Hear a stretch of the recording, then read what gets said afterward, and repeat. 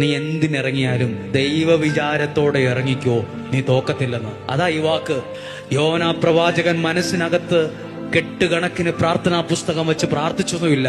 ആ പ്രതിസന്ധിയിൽ ദൈവത്തെ ഒന്ന് ഓർത്തു. അതവനെ എത്തിച്ചത് ദൈവാനുഗ്രഹമുള്ള കരയിലാണ്. യോനാ പ്രവാചകൻ പ്രാർത്ഥിച്ചത് കടലിന്റെ അടിയിലെ മത്സ്യത്തിന്റെ ഉദരത്തിൽ കിടന്ന് പായലുകൾ എന്നെ വലഞ്ഞു, ജലപ്രവാഹം എന്നെ ചുറ്റി വരിഞ്ഞു, എനിക്കിനി ഒന്നും കാണാൻ പറ്റുന്നില്ല, എന്റെ ജീവിതം ഇരുട്ടില്ല, എന്റെ ഭാവി പോയി, എന്റെ പ്രതീക്ഷ പോയി. ഈ അടിത്തട്ടിൽ നിന്ന് സ്വന്തം ബുദ്ധിയിൽ നിനക്ക് കയറാൻ പറ്റില്ലായിരിക്കാം.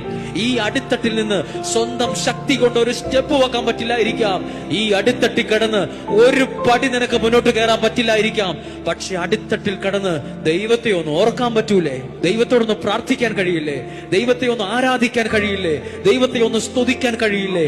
അത് മതി. ഏത് അടിത്തട്ടിൽ നിന്നും, ഏത് കോരിരുട്ടിൽ നിന്നും, മത്സ്യത്തിന്റെ ഉദരത്തിൽ നിന്ന് എന്ന പോലെ നിന്നെ പുറത്തു കൊണ്ടുവരാൻ ദൈവം സർവശക്തനാണ്.